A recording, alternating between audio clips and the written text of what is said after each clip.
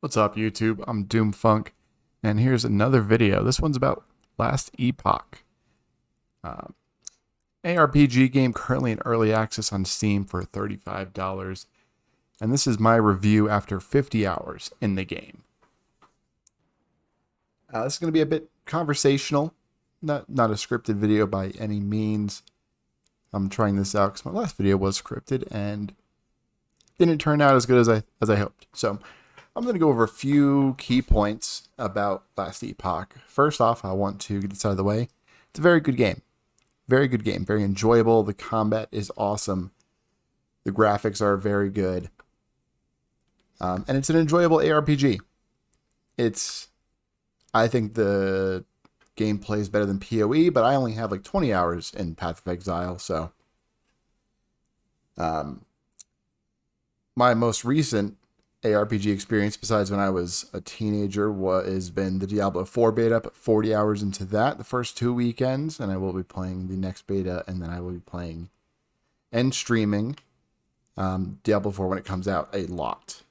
So look out for that. But I played Lost Ark for about 300 hours until I got to the end game, and I actually really enjoyed that leveling experience, and I've somewhat enjoyed this level experience. What I didn't like about Lost Ark, and this is not a Lost Ark review, was the end game, the way it was done.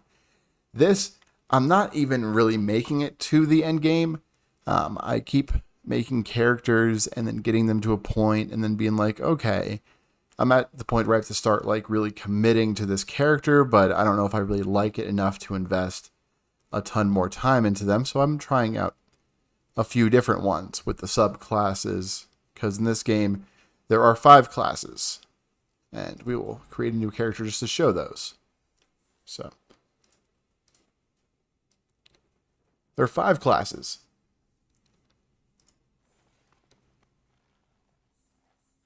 5.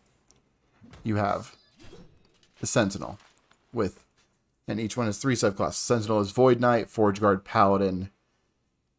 They're all kind of somewhat tanky in their own ways and deal damage in their own ways. You have like a dark, this is like a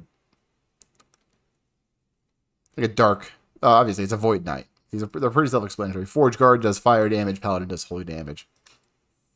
You have the Rogue with the Blade Dancer, melee, marksman, range, and then you have Falconeer, which is kind of like a minion-based one, but it's not out yet.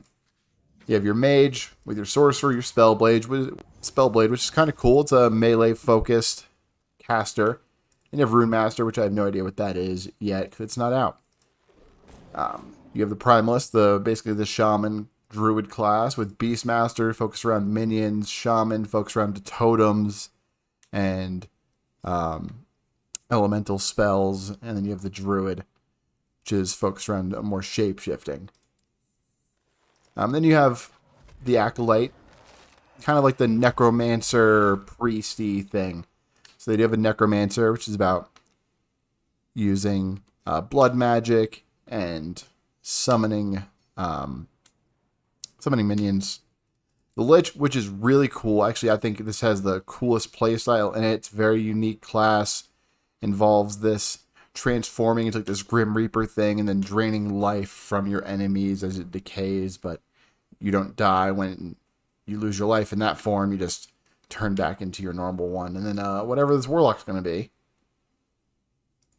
And they're all pretty cool. They're all pretty unique, apart from each other, with their different abilities. So each class will have its own spells and its own abilities.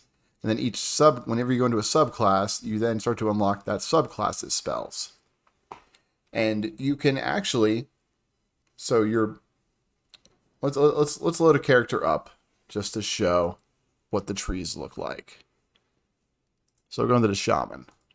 The shaman's got all 3 subclasses in the game. And I like this a lot. This is some of the things that I like about the game first. Besides the combat feeling good, the movement, everything feels very responsive and good. The skill trees, so you have your base class here with its skill trees. They go left to right. as you put in points, and as you put in points, you unlock your abilities. Your subclass also has its own tree. The other two subclasses also have their own trees. And once you spec into a subclass, you cannot respec out of that subclass. This is your main one. You have unlocked the left and right side of these skill trees. The other ones, they're not fully locked. The left side remains open. You can't go into the right side, so you can't get the really good stuff towards the end. But you still can get the beginning part of the tree. So it gives you a bit of... there's a lot of customization, and the endgame builds are probably really cool and in-depth. But getting to the endgame is where I'm kind of struggling. So there's not many games that I have played that really grip me in, and I play them nonstop. And when I get off my PC and I'm done streaming, I go to bed and I open up my laptop and I still play. I do some other things. New World was one, but that was really the first MMO I ever dove into hardcore. But even still, like a lot of that end game stuff, I don't like things that are grindy. I'm sure this is a lot of fun in the end game from what I've heard about its map system, but I play these games for the leveling experience. I really enjoy that. I really enjoy creating a new character and seeing what different builds I can do and getting it risen up. And this game, just in that leveling, it's missing something. It's missing something big. And because I have no attachment to the world, to its anything here, the story, the maps are, while visually diverse, are pretty much the same maps in different times.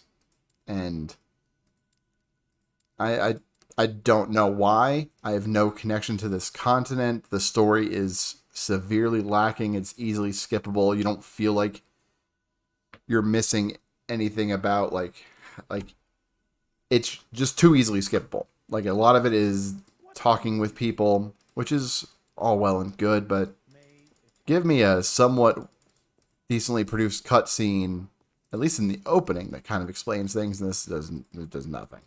Which is fine. It's just not for me. I've had a lot of people talk about very much enjoying the end game and the crafting that goes into the end game to get your items. I've enjoyed the skill trees and playing around the skill trees. Respecking is very easy. You get a ton of gold in the game, and that lets you respec. Each skill has its own skill tree, which I think is awesome, and is also very easy to do and very easy to respec. There's just Jenna says whatever, and I don't know what it is. But back onto what I do like. The combat in this game feels great. It's crisp. You press a button, that thing happens. You put your mouse over here to leap, and you can leap over there. Not right here, of course, because I'm in a town or whatever the fuck this is. You swing your axe swings. I press this button, which knocks everyone back and actually freezes them. They get knocked back, they get frozen. It even heals me. So there's some really cool builds you can do, and there's a lot of fun to be had. It's just like, so the item crafting is the big part of the end game, is you want to get these materials, and then you want to craft your items up and make them big and strong and make them work for you. But it just feels, for me, for being a simple, smooth brain DPS player, I do big numbers. There just seems a lot to be going into it. That's not for me. And if you're looking for just a easy game to play, put some hours into, the leveling is pretty good. The leveling is not hard by any means, especially if you're willing to change your build around and have like your 2 to 3 damage, and then your movement and your utility ability. The leveling is very easy. Haven't gotten into the end game yet. I'll do a later review then if I get into it before Diablo 4 comes out. But Maybe Diablo 4 just spoiled me with its beta. I felt like that game was incredible in every which way. The look, the feel, the story was even a bit gripping. The combat is better in Diablo 4, in my opinion. I think actually Diablo 4 probably is the best combat of any isometric game I've ever played. And that's very important to me. It could just be that this game is missing a fucking dodge button. I press spacebar, I can't leap, can't dodge. You need to use a movement skill, which I get, but it's not like other games don't have that already. And I think that those games have the better feel to them. Other than that, I don't know what the fuck this game's missing. I think it's a really good game. It's just not for me personally.